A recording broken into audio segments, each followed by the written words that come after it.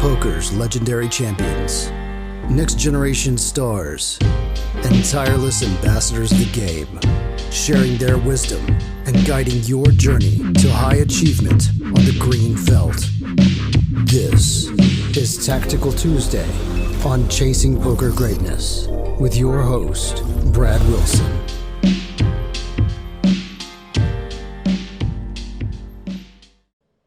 Welcome, my friends, to another episode of Tactical Tuesday here on the Chasing Poker Greatness podcast.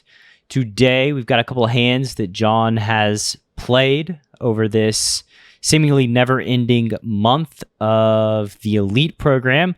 By the time you're listening to this, the month will be over, but John and I are recording this episode early because he's taking a much-needed vacation, and I'm going into the wilderness and not going to be talking to anybody for about 4 or 5 days. So, not around to schedule next week's episode. What's up, John? What's going on? Look at us, working early, working hard, getting things done before deadlines.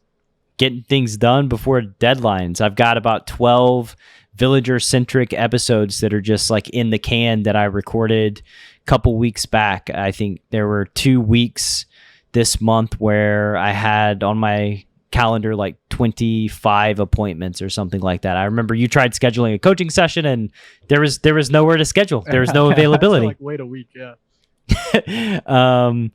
But thankfully things have died down. Get to go on vacation, and let's break down these hands before we actually have a mental or physical breakdown ourselves. Yeah. Let's get started. Okay, so I guess like if we want to talk about the quick theme of these hands, well, I guess by then by the time this is aired, the title and the description will be out. But the theme is bluffing rivers, raising rivers as a bluff.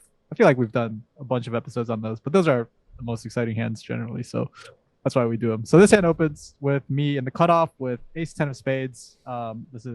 We are four-handed, playing 5-10, no limit cash.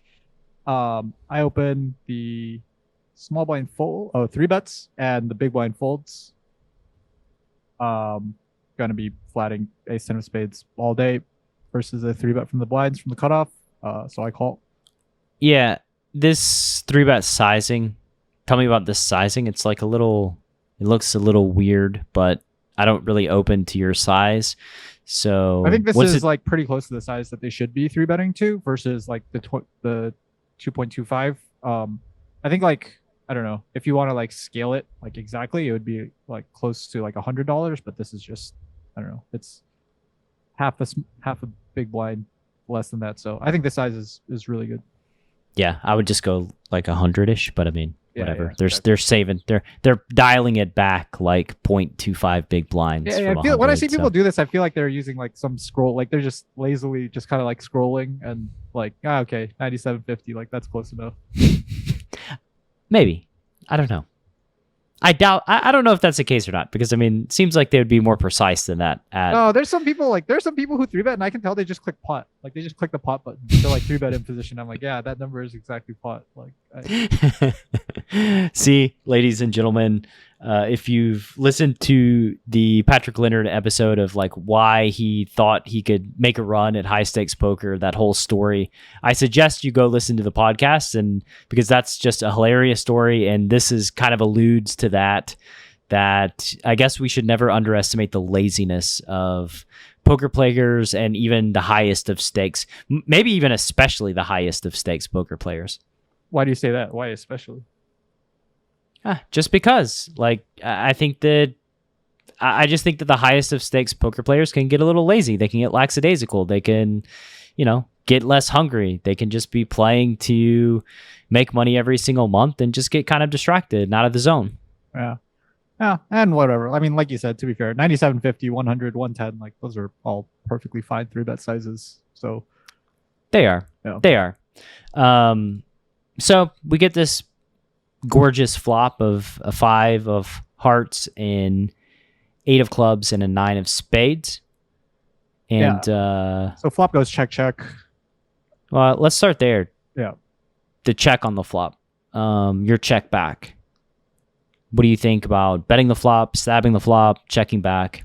Yeah, I think stabbing these like low and middling flops with range, if you wanted to, facing a check is probably fine. I think with a hand that's worse than ace high, I would certainly be way more inclined to stab. But when I block villain from having like ace high hands himself, I think that I am going to be ahead of quite a large portion of villain's range, and that if I stab the swap with this sort of hand, I'm really just getting mostly worse hands to fold. And I'm a little skeptical though. Like I'm skeptical that you're gonna always realize equity, or even a high percentage of the time realize equity on a variety of different runouts. Like you are beating king queen, but like, you know, are you always going to realize full equity and just call down on blank runouts? well, I mean, if you want to see what I can prove it to you in this hand, if you want to. Oh, you prove something. I don't know that you prove you're going to call down, but we prove some. I mean, we already talked about the theme of the episode, so Yeah. And then also, like, especially with this hand, like ace 10 of spades with like the 8 and the 9 with a spade on board, it's like it's way more painful to get check raised off of this hand, I think, than when you have like ace 10 of diamonds, for example. Like there's more equity to be realized on this particular board with when I have ace 10 of spades exactly. So like if I bet the swap and get check raised, I'd be way sadder than if I had ace 10 of diamonds or like king queen whatever and got check raised. I think you have a. I think. Yeah, I mean, we've talked about this like this spot specifically, and so we know that like how it's supposed to be defended versus the 3-better from out of position. I think like this exact spot, right? We've ran a bunch of sims and looked at MDA. Oh. So like villain in the small blind should be checking range here and like check raising at like a very high frequency. I don't know. Again, it's hard to project and what we know onto them. I do think that villains are going to under check raise typically versus the stab. And I think that's makes the stab better. And I don't know, like painful to fold ace 10 high versus check raise. I'm just way more optimistic than you. I see the 9 of spades with an 8 and I'm like, oh man, so many good things can happen on the turn. I think it kind of plays into something we talked about in private coaching sessions where, you know, you look at like folding as like losing. And so like you don't want to lose. And so like putting yourself in a position to lose by folding is like a thing that you want to avoid consciously. And I think that like instead of thinking about it like that, we got to think about like our full strategy holistically and how we're going to be playing the spot. And like, is there room to exploit the villain through stabbing versus checks? And like, yeah, sometimes you have the king queen of spades or clubs or hearts and you get check raised and like, yeah, it's whatever. You have to fold out some backdoor equity. But I mean, realistically speaking, you have an ace and a 10 of spades and like getting check raised is like not the end of the world. Yeah. Okay, fine. So you're saying that you would advocate for just stabbing range on this flop then, huh? I think that you can stab as an exploit. I think you can stab pretty heavily as an exploit. Yeah. I think like, what are you stabbing with? Like, what are you checking behind? What are you checking behind that can like call down when villain just bets turn? Like 7-8 suited. I'd probably check a straight behind, to be honest. Yeah, I think that's reasonable. I think you could check sets behind too. Yeah. So that's like 3, 6, 9, 13 combos of hands. You're going to check 8, 9 suited back? Ooh, that's an interesting one. I think I should. Should. What about jacks or tens? No, I think I would stab jacks and tens. Okay. So you're stabbing jacks and tens and you're checking back. Let's call it 3 combos of ace 10 suited, 3 combos of ace jack suited, 3 combos of ace queen suited, a bunch of like ace deuce through ace 5 suited, a bunch of pocket pairs.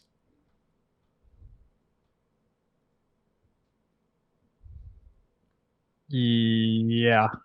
For like hands that like can't really call. I mean, like ace 5 suited is going to be able to call a turn bet, but yeah. Yeah, so like ace deuce through ace 4. Yeah. Yeah. Okay. anyway, I think this is like a spot that, we've broken it down when you're the pre-flop aggressor. And so now I think we need to break it down using a mix of like PIO and MDA as the pre-flop caller versus check on this code red board where there's a straight possible and it's middling. Yeah.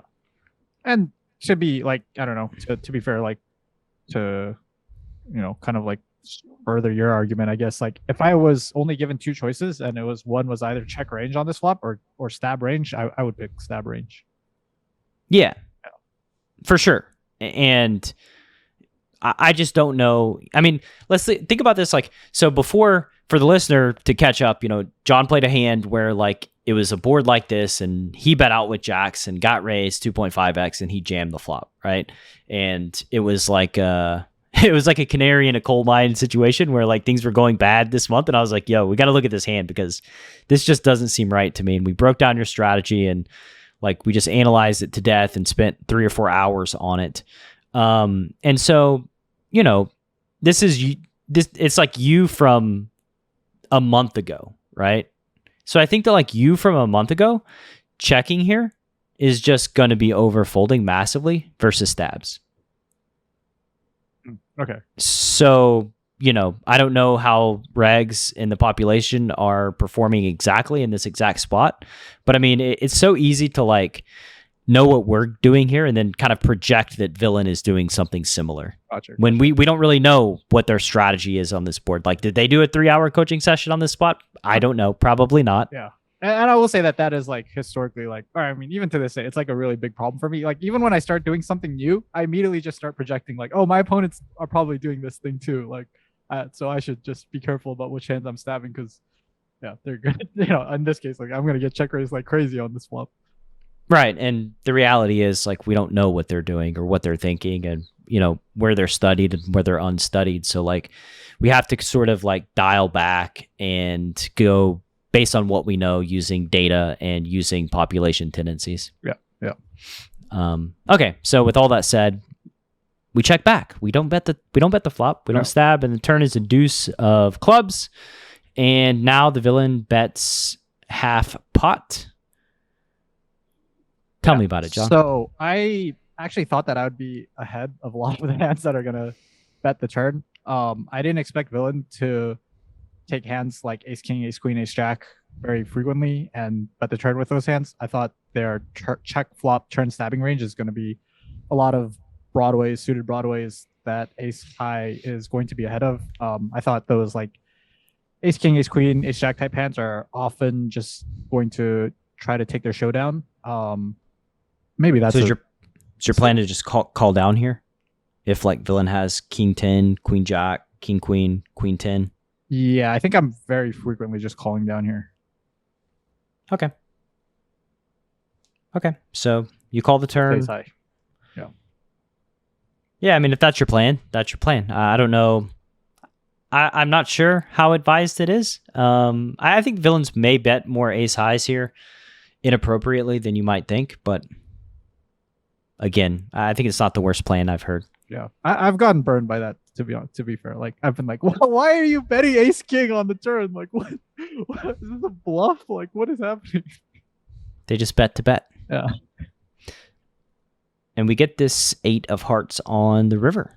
So this seems to be, with your current theory in mind, pretty good run out for your ace 10 high call down. Yeah, I agree. I think it's a pretty good spot, or definitely a good run out to call. Board pairing is great. I forget what size villain bets on this turn, but I remember they do bet. Yeah. So they go for like, I don't know, the 5/8, little over half pot size. So I don't know. At here, like at this part, this is where I sort of pivot, and like I just thought like the 8 is just like such a good card for me. Like I said, I'm gonna have so many like 8x is just gonna be a big part of like my value range that checks back the turn and then calls the flop. And how big? And for the podcast listener, we check back the turn there, or we called the turn bet, the half pot bet. Now there's 407 in the pot, and the river is the 8 of hearts. So the final board is 5 of hearts, 8 of clubs, 9 of spades, deuce of clubs, 8 of hearts. and villain bets 257 into 407 on the river. Right. So again, like another kind of component to well, I do decide to jam over this bet. Like another kind of component that like went into my thought process is that like, you know, if villain does have a value hand, is most likely capped to one pair. Don't think villain ever shows up with better than one, or now I guess two pair, but like an overpair. And they're probably also going to be like pretty aware of the fact that I have a decent number of 8x, certainly way more 8x than certainly more 8x than they do. And so I jammed here kind of in an attempt to just get them to fold everything. Like if they're betting bluffing with hands that are better than mine, like if they happen to be doing like the weird ace king bluff, they're obviously going to fold. And that if they have an overpair, I don't know, at least maybe this gets them to fold sometimes, or at least gets them to think about it. I don't think that I love it now that I'm thinking about it. I mean, you said you have a lot of 8s, but we have 2 combos of 7-8 suited. Yeah, that's true. Maybe we don't have as many. And then two combos of ace 8 suited. Yeah. 2 combos of 10-8 suited. Actually, then, I mean, like they probably don't know this. Like maybe they think I have 2 combos of ace 8 suited, but I don't have ace 8 suited. I would 4-bet that. Yeah. And then 6-8 suited. So that's like, if you have 6-8 suited too, that's 8 combos of like 8x. Yeah. And when you jam the river here, villain is getting 2.69 to 1. They need to win 27% of the time. So basically, they don't need to find too many bluffs. Right. And it just looks like I'm going to have clubs here, like a bunch. I think you do have clubs here a bunch. I would think so. I mean, ace 3, ace 4, king 10, king queen, king jack of clubs, ace jack of clubs, maybe ace 10 of clubs. Yeah. If you're jamming those. But I think fundamentally one thing that is I question here would be you had a plan the whole way through and then just kind of shifted from your plan here on this river in like an ideal run out situation. Yeah. And that's kind of like, that's kind of worrisome for me that like you have a plan that seems pretty solidified and then it just turns all shaky and like a perfect run out. I thought this run out was like more perfect to just jam and rep, like, you know, just try to get like, like the plan changed, but it wasn't like because, I don't know. I just thought that like the 8 especially was just in game. I just thought it was just kind of like the perfect card for me to just go crazy on. Okay, so we have a 5 on the river, a 9 on the river, a deuce on the river. I guess a deuce you just call the river. A 3, a 4, a 6, a 7. I mean, what cards are we calling down on? A queen, a jack, a king? I mean, queen, jack, king would be scary. Right. So like let's like this is what I really want to break down is like you've got this plan, right? But like how many rivers actually happen where you call? 6, 7, 3, 4, 9, deuce. You think a 9? I think a 9 is probably more credible for you than an 8. You have 9, 10, jack, 9. Yeah, I mean, I just like the 8 is just like, oh, the second pair check back thing is just like, you know, that's just so. I feel like that's just like so at the front of like people's minds when second pair. It is. Yeah. It's fair. I mean, it's a hand. It's like a very natural check back hand, and like sometimes ace x or 9x bets the flop, like either way. So I understand why you're jamming the 8. I'm just trying to get you to iron out your plan and see, like, imagine all the various river cards where you're calling down, because like it's very easy to think that we're going to be calling down and then end up just bluffing on a ton of runouts, which kind of shoots holes in your plan to call down in the first place, right? Yeah. Yeah. I guess like, I mean, more arguments against me is that on a club river, I'd be pretty scared to call as well. Right. Oh. So anyway, just something to think about. And I think we can now move on to hand number 2, which you actually said the hand number 2 is the more interesting of the hands that you sent this week. But I think this hand that we just broke down was pretty interesting. And I guess we'll show the result because this is what I always forget to do. This is like classic hand breakdown situation. I forget to show the result because the result is almost inconsequential to the strategy behind the result. John does jam for 801 over 257. Villain folds, and Villain ends up showing us the ace jack high. So John gets his patented Thank God folding. the river was an 8. I didn't just call. Folding out 1 pip above what he actually has. So let's see if John's run good in folding out some slightly better hands can hold up right after the break. In a world where a fish donk bets the flop, and you don't know what to do, one man, Coach Brad Wilson, has a surefire plan to neutralize flop leads and rip that dunk to shreds. Nuffle. Available now. Go to chasingpokergreatness.com/Nuffle. Rated R. Before I got Nuffle, I had run into a lot of donk bets. And I think once you play a certain amount of hands, you know there's something wrong with our opponent's strategies, but you don't know how to play to maximize EV against it. And it's very frustrating. I looked at the document and I couldn't believe that I paid money for it. I actually doubted that it could provide value because it was so brief. But since then, it's repaid me just over and over and over again. And it's one of the most consistent moneymakers built into my strategy that sheds light on just how bad your opponents are. And it took me 20 minutes to perfect it. And it's just amazing.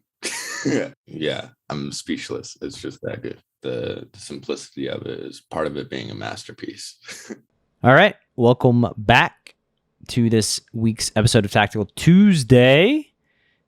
John, care to start breaking down this second hand? Yep. So this hand starts with an open in the cutoff, flat on the button, and I defend queen jack offsuit from the big blind. Really nice flop, queen 9. I'm checking range on these boards, out of position, not gonna have a docking strategy on these types of flops. So I go ahead and check. The cutoff Tell me, checks. what are your thoughts about like the villains in this hand? Because I see that like the player in the cutoff starts with not a full stack, like 850 or something. Did they just not get a chance to reload?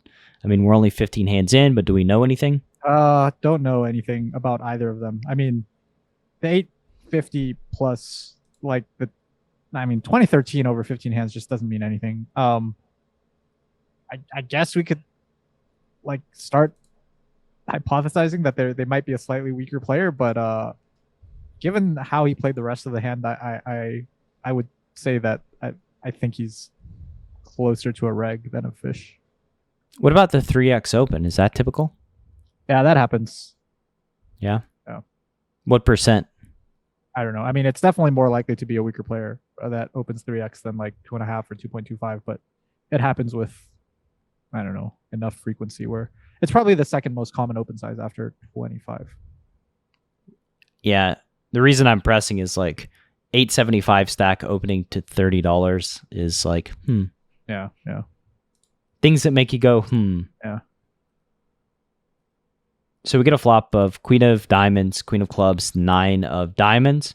John has queen jack offsuit, no diamond. And the flop is going to check through. Yep. And the turn is the 10 of clubs. There's $95 in the pot. The villain in this hand that we get involved with has 84 big blinds, so 845 left behind. Tell me about your sizing here on the turn, John. Yeah, I mean, even before we get into sizing, I think we could talk about like whether it's better to lead the swap or go for a check raise. You mean the turn? Oh, excuse me, the turn. Yep. I thought that I could start leading the swap with some of my super strong hands, given turn, John. We're on the turn. Get it together. God. Okay. I thought that I could start leading this turn with some of my super strong hands because just of how many bluffs I'm going to be perceived to have, I think, on this very, very wet board. So on those types of boards, I generally tend to lean towards leading the turn instead of going for check raises. I also just think that there are lots of very high equity hands that are going to be inclined to check back, especially multi-way. So some like weaker flush draws or even like ace high flush draws that think that like ace high have some sort of showdown. Lots of like jack X that, you know, hands like jack 9 or 10 jack might just easily find a check back on this turn. So I decided to lead. Tell me about going for check raise, because that seems like kind of crazy to me.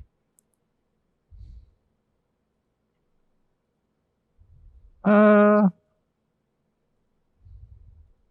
mean, you think like this turn is just like 100% lead, like with? No, I mean, I think checking is reasonable, but I would not check raise. I would check call. Check call. Yeah. Yeah. I mean, yeah. I guess check raising is pretty. Seems pretty ambitious to me. Yeah, could definitely start getting into like the overplaying my hand situation. Well, like, how many natural bluffs do you have that don't lead but go for a check raise?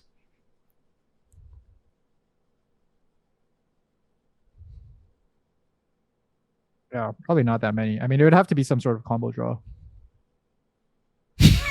Not that many. Not that many feels like probably zero to me. But maybe you go for a check raise with like ace jack of diamonds or ace jack of clubs. But I mean, I wouldn't even have those because I just 3-bet those pre-flop. Okay. So we don't have those. It would have to be like jack 7 of diamonds, jack 7 of clubs. I don't know. And if he gets bet 3-bet, or if you check raise and like villain calls, I mean, in either case, it's like very dicey. You check raise the jack 7, villain calls, and we know that like, oh, they've just got a bunch of boats in position here heading into the river. Like, how great do I really feel about this? Right. Yeah. Okay. So, all right, I'm on board with just the lead everything strategy on this board. I think so. Yeah. Like, the board is now queen, queen, 9, 10 with 2 diamonds and 2 clubs. John has a queen of hearts, jack of clubs. You bet half pot, and I have to go to the video. The preflop raiser ends up calling here. Mm-hmm. And the river is the 4 of clubs, so it completes the backdoor flush. John, you do have the jack of clubs. So tell me what's going through your mind here on the river. I decided to block this river. I don't know if that's a good size, to be honest. But kind of my idea was that like I'm trying to get called by like 10x or like jacks. Or aces or kings. I mean, yeah, or aces or kings. And when the club gets there, especially, I think I'm, again, like the number of bluffs that I have are definitely going to shrink. Like that's going to bring in a lot of the hands that I'm bluffing the turn with. So basically, I'm only left with diamonds at this point. So again, just like when I think that I am going to be perceived to have not too many bluffs, I usually go for the small size when I'm out of position. Yeah, I think that's reasonable. I think it's like tough to go big here and get called by worse. You go like 2/3 or 3/4, like it just feels like villain's going to end up calling with like backdoor clubs themselves, and you know, genuinely considering folding a hand like aces or kings. Right, I mean, this river just like completes it completes lots of things. Like the only hope is that you have some like busted diamonds. Or some crazy jack X, like some crazy jack. I mean, like ace jack, I guess. That doesn't squeeze jack pre. 8 of spades or something. Jack 8 of spades is a straight. Oh, excuse me, jack 7 of spades. Yeah, jack 7 of spades. Anyway, okay, so like, yeah, I think small is the way to go here, and sort of brings me back to the original point of like check raising the turn is like, once you put in 2 bets here on this board, like you have a very strong hand. You've got a very strong range here once you put in 2 bets. Yeah. Even when you go for a third, and now villain does something that is not Villain does something that is not call and pay us off, which would be the hope. Villain 3x raises to 180. So we bet 60, they raise to 180. You end up you end up jamming because that's the theme of this episode, and I kind of went over on the video on accident. So I guess let's talk about first your option to call, why you chose not to call, and then why you chose to jam instead. Okay, so I don't think villain ever raises the worst hand for value in this situation. I don't think villain ever raises the worst hand for value in this situation. I think their raises are going to be straights, flushes, and boats. I think all those hands are probably going to find a raise versus this size on the river. And so I didn't think that calling was much of an option in this situation. I don't know if you think there is some reason to call, but I thought that, you know, blocking some of like the strongest full houses and, you know, some of the strongest hands, jamming could be might be a good decision here. And I think like one of the things that we talked about like really briefly before this hand was how bad having the jack of clubs in this situation is like, I want my opponent, that's a card that I really want my opponent to have. I want him to have a hand like king jack or jack 8 or, you know, a flush, like a club flush that is raising, because those are the hands that are most likely to fold to a jam.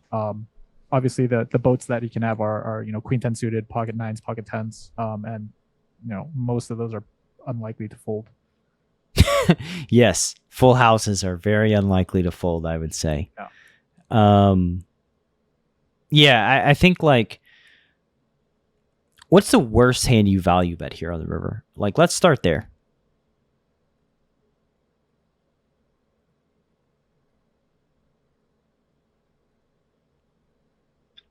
Queen 8. Yeah, so we're like at very close to the bottom of our value bet range, right? Yeah. We're very close to the bottom of our value bet range. I think that there's like folding is just an option. I mean, you're never winning. Yeah. You're never winning, and folding is a very viable option. You have the jack of clubs, which is not a card you probably want to have. Yep. I think most the biggest problem for me sort of hinges on trying to make villain fold like nut flushes that they're value raising the river with here. Is like, it's a dicey proposition in that sometimes people just call no matter what. Like, you know what I mean? It's like, oh, I have the nut flush, whatever, I'm not folding. So I think that's makes it a little bit dicey. I think too, they have a bunch of full houses. Like they have 9s full, they have 10s full. They may even have queen 10 or queen 9. Like, even though they only have a couple combos of that, but they do have full houses here. So like for this sort of gambit to work out, you kind of need them to fold. You need, first of all, them to value raise a lot of flushes. And if they have like king X of clubs, do they value raise king X of clubs, right? This is like the first thing. I don't know. Maybe they do. I don't think they value raise like 9X of clubs, like 8-9 or 7-9 or 6-7 or 7-8 of clubs. I mean, I thought way more flushes than just like the really good ones would raise versus block. Like if I had bet larger, then like, yeah, fine, we can start, you know, chopping out some of their flushes. But like versus block, I just thought like, oh, like a flush is going to think that they have the best hand all the time. Maybe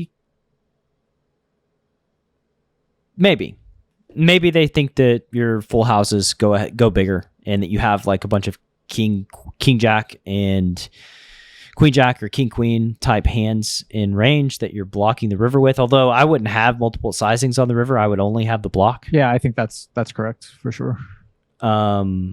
So again, I don't know, you know, like, is this projection in that, you know, is a projection that like we think villains will size up when they do have boats here and use the block when they don't? I guess that's... Yeah, I don't know. I mean, I would I would guess yes that like most people would size up with boats and like not block, like not have the discipline to block boats on the river. I don't think that's projection, because we just said that like we would only use block no matter what hand we're betting on the river. Yeah, that could be the projection. Oh, that other people are only using the block, and that like people are actually using like a big size and a small size. I see. I don't know. I mean, maybe 7-8 7-8 of clubs raises the river, and like we can fold it out. But I mean, yeah, it seems tough to me. Would have to like count up all the combos of flushes that they have, and then sort of make some assumptions that like that we need them to fold X amount of combos here in order for this to work out, right? Like you're risking, how much are you risking when you jam? You're risking Like we added this up. 790. Yeah, to win how much? Like 799. We'll say 800. yeah, and you're risking it to win like 440, right? Because you bet 60 on the river and there's 360 in the pot. Yeah. Yeah, so 420, 420, something like that. Yeah. So you're risking like 2x almost. And yeah, I mean, it's, I don't know. I don't particularly love it just because like this is the bottom of our range, and like we've got folding the bottom of your range here on the river, I think just can't be bad. Having the jack of clubs is not a good thing. Yeah, that's the thing that makes me like not like this the most, is having the jack of clubs. Like that's so bad to have that card. I don't love when a plane hinges on us making villain fold nut flushes here. And backdoor nut flushes when they're getting close to 2-1. Yeah. Like we showed a hand I showed you a hand in the pre-conversation where like I bet 3-bet the river with like backdoor nut flush blocker, and like on a king queen jack board, and they just like snapped with king queen high or king queen top 2 pair. Yeah. Like I just think villains don't fold. They don't like stop and think strong like, hands. well, if I have the nut flush, what is this guy like bet 3-bet jamming? Like, or you're just saying like they don't even care. They're like, this hand is just too good. Who knows? You know, I did a optimization session with Peter, and you know, we talked a lot about how when we're playing poorly on like our bad days, we're emotionally compromised.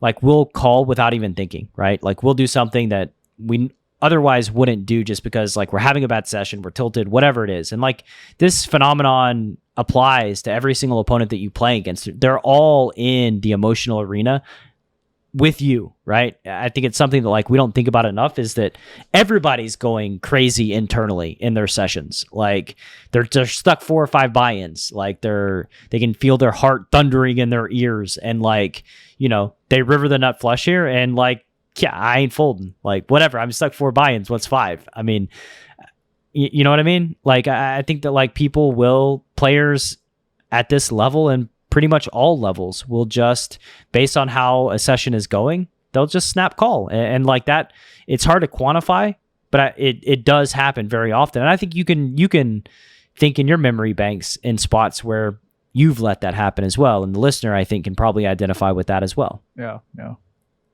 for sure. Okay, so, hey man, I don't know.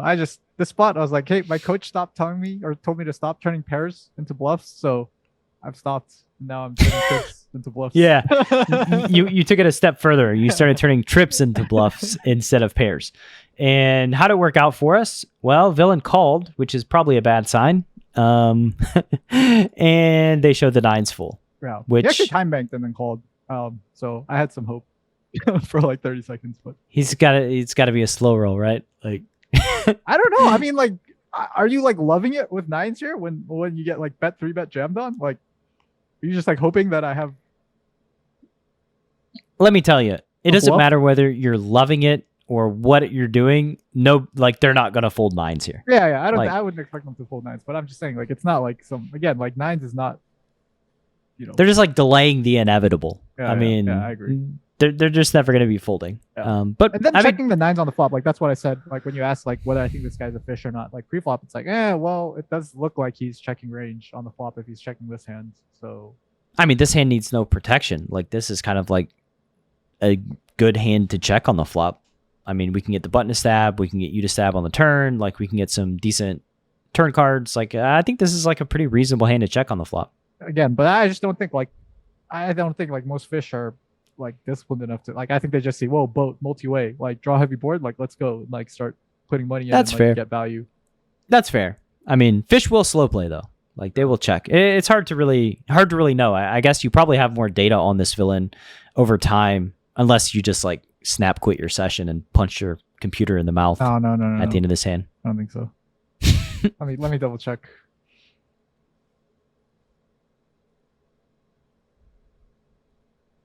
Yeah, I mean, he seems over. I only have 40 hands on him, and he's playing 16, 14, 9. So Yeah. Well, 16, 14, 9 looks wow, pretty I left nitty. a tight guy. Fuck. Yeah, you tried to three bet a nit on the river. I don't know. I don't know if that's like a step up or a step down. That's why he tanked with the 9. Yeah, I guess maybe you could. He probably doesn't even raise the nut flush on the river in the first place. But all right, I think yeah, we're never going to get this out of you. You're just always going to be trying to bull your way through the river here with your trips and your pairs, trying to find the victory. And sometimes, the fold button is the victory. Just got to move up to stakes where they respect my raises. Well, you got one step to go. And I think like probably in the next 6 months, that'll be the final step. If they stop respecting your raises there, well, then, all right, then there's no hope. I'll wave the white flag. Like, all right, Brad was right. This is just torching. Yeah. All right, man. Good show. Thank you to the listener for tuning in. We'll be back next week. Hopefully, me and John will have a lot more energy next week. We'll be rejuvenated from our various vacations, feel good, coming back in. Before we leave, check out freenuffle.com, sign up to Bovada, you get Nuffle for free. I'm working on making some supplementary videos. Neutralized turn leads came out in the last few weeks, and I'm going to start charging $50 for it as an add-on to Nuffle within the next month. And right now you get it for free when you do buy neutralized flop leads. So if you go to the website, chasingpokergreatness.com/NUFFLE or /courses, you can find it. Where there's a will, there's a way. John, tell the listener, peace out. Peace out. See you next week. Thanks for listening to Chasing Poker Greatness. You can subscribe on Apple Podcasts or on your favorite podcast app. Go to chasingpokergreatness.com to get the newsletter. Join the Greatness Village community, book a coaching session, or dive into the latest data-driven poker courses. Follow the show on Twitter @CPG Podcast.